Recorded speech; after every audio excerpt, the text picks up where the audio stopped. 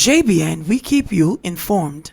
Manchester businessman shot dead, licensed firearm stolen. A Manchester businessman was shot dead and his licensed firearm stolen by gunmen in the usually quiet community of Mile Gully in the parish's northeast on Saturday morning, November 30. He has been identified as 39-year-old Wayne Nash, a funeral home director. Police reports are that shortly after 1 a.m., Nash was at one of his business establishments, a bar, when armed men entered and proceeded to rob patrons. It is further reported that during the robbery, Nash was shot and his licensed firearm stolen. He was taken to the hospital and pronounced dead on arrival. 5 shot, 2 fatally, by gunmen in St. James drive-by attack. 2 men are dead and the 3 others injured as a result of a drive-by shooting in St. James on Saturday afternoon. The deceased have been identified as 32-year-old shopkeeper Leonard Mays and the 26-year-old vendor Jason Reed, both of Spat Valley St. James addresses. Reports are that shortly after 4:30 p.m., a group of men was standing along a section of the roadway in Spat Valley when 2 men alighted from a sports utility vehicle SUV and opened gunfire. The shooters then jumped back into the vehicle, which was speedily driven from the scene. 5 persons from the group of men along the roadway were subsequently found to be suffering from bullet wounds and were taken to the hospital, where 2 were pronounced dead and the others were admitted in serious conditions. Investigators are yet to establish a motive for the attack. Cops probing shooting death of man at his barber shop in St. Andrew. The police are probing the fatal shooting of a barber at his workplace along Maxfield Avenue in St. Andrew by gunmen on Friday. The deceased man has been identified as 44-year-old Richard Marshall, otherwise called Richie, of 2 Glen Road, Kingston 13. According to reports, at about 12:45 p.m., Marshall was inside his barber shop when 2 men drove up on a motorcycle. One of the men went into the shop and pulled a gun. He then opened fire, hitting Marshall multiple times before making his escape with his crony on the motorcycle. The barber was pronounced dead at the hospital. Man killed, but getaway car crashes killing 2. Police investigators in St. Anne are probing a robbery, murder and fatal crash, which are believed to be linked in the parish on Saturday night, resulting in the loss of 3 lives. It has been theorized that armed robbers stole cash and shot a man, then fled the crime scene in a motor car which later crashed, resulting in the deaths of 2 of the occupants of the car. Police reports are that about 7:20 p.m., an unidentified man was shot and killed at a rest stop at a drugstore by 3 armed men, who subsequently escaped in a Toyota Axio motor car. The fatal shooting was reported to the police, and an alert was sent out for the getaway vehicle. Less than an hour later, lawmen were alerted to a fatal crash in the Cave River area along the Londovry Main Road in the parish, which reportedly followed a shootout between police personnel and the gunmen in the Toyota Axia motor car along the Northern Coast Highway in St. Anne. A car which matched the description of the one that was involved in the murder scene earlier was discovered to have crashed into an Isuzu motor truck. The impact of the crash sent both vehicles into bushes along the side of the roadway. 2 of the men who were traveling in the car succumbed to their injuries from the crash. One of the suspects in the car had to be cut from the wreckage by firemen from the St. Anne's Bay fire station. The other 2 suspects were taken to the hospital, where one was pronounced dead and the other has been admitted under police guard. One of the deceased from the crash has been identified as 27-year-old John McLeod of a St. James address. The other deceased from the crash has not yet been identified, but the 3 men are all believed to be from St. James. Law enforcers reportedly retrieved a Taurus 9mm pistol and 5 rounds of ammunition along with cash from the motor car. The police are continuing their investigation into the incident. Red Cross, not afraid to tell politicians to step aside. Attempts by local politicians to cash in on the work of the Red Cross have been rebuffed by representatives of the Jamaican arm of the International Humanitarian Organization, which has vowed to keep its work away from their tentacles.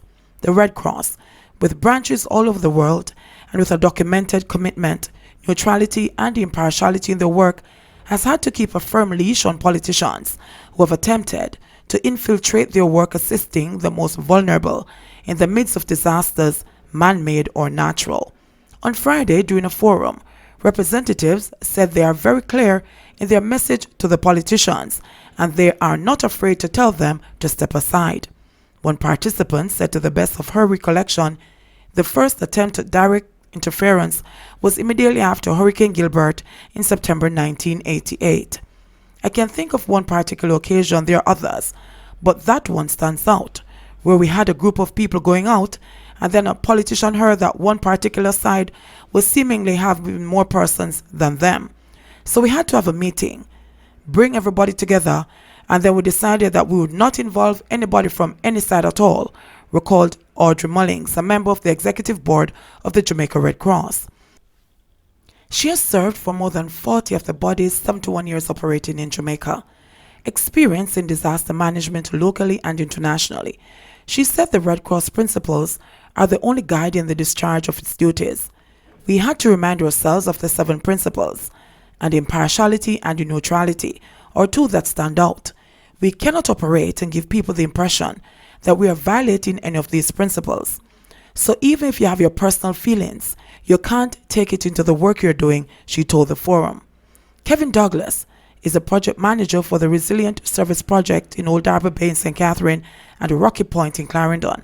The two communities are deemed Jamaica's most vulnerable if the island is affected by waterborne natural disasters. Douglas said the body's insistence on non-interference is constant. In some instances, even when we are going into communities to try to mobilize, we will never ask a political activist or someone tied to a political party, even to help us to mobilize, because we run the risk of the Red Cross work being seen as political, he said. The body has insisted that even at the planning stage of meetings, if the local representative, the councillor, is invited, the caretaker is also invited. So we really ensure that we stay above that. And if it means saying no, then that is what we do, Douglas said. Where donor monies are spent, it has to be ensured that it is where it is most needed, added Douglas, who noted that politics was not a determinant in the selection of the projects. Instead, they were chosen by the Vulnerability Rank Index. That was what we got from the Vulnerability Ranking Index, which is devoid of all political or any influence whatsoever. And so, of course, the independence of the Red Cross has to be maintained. We guard that fiercely. Without that, our work will be significantly undermined, Douglas told the forum. Therefore, that independence is one thing that we seek to guard, he stressed. The Red Cross offers assistance to victims, including the war wounded, prisoners, refugees, civilians, and other non-combatants. A wide range of activities designed to empower communities are part of its program of activities in Jamaica. Activities delivered include a mix of training and community interventions led by trained volunteers and staff.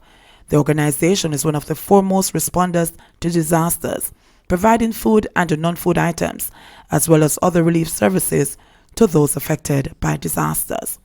Voters list purged of 71,000 dead. The names of 71,529 dead persons have been removed from the voters list published by the Electoral Office of Jamaica, EOJ. At the same time, the EOJ says 24,016 persons were added to the list, bringing the total number of registered voters to 1,897,146. The last voters list, published on May 31 this year, had 1,945,553 electors. The EOJ says the 71,529 dead persons removed from the list between May and November is the largest figure in recent times. In June 2006, the names of 46,528 persons were removed from the list, while 31,262 and 16,584 were removed in May 2013 and November 2005, respectively. The EOJ in a statement attributed the increase to its dead elector removal exercise, which moved to Phase 2 in March this year. Phase 2 is aimed at confirming reports of electors identified as deceased during house-to-house visits in the first phase and on an ongoing basis through information from several sources, the EOJ explained. Director of Elections Glasspool Brown says so far he is pleased with the progress of the dead elector removal project. Our team has been working hard to identify and confirm the identity of dead electors on the voters list, and we are pleased with the results thus far, he said. The last times we recorded any number remotely close to 71,000 is the dead elector removal exercise we conducted in 2012 and a re-verification exercise from 2004 to 2006. So this is the highest number of persons we have removed recently in any one registration phase. Brown says the plan is to continue the work to complete the project and to ensure we continuously improve on the number of dead electors we identify and remove each year. Meanwhile, the EOJ says voter identification cards for persons added to the list will become available by mid-December and should be collected at the EOJ office in the constituency where they live. In addition, it says the renewal of identification cards will continue. Persons with identification cards issued in 2015 or before should visit an EOJ constituency office or ID card renewal center. Identification cards issued in 2016 or after will automatically receive a new ID card at their constituency office once the cards are ready. The validity of current voter ID cards has been extended until 2020. JBN, we keep you informed. Please remember to like, subscribe, share, leave us a comment and click the notification bell to receive our daily news items.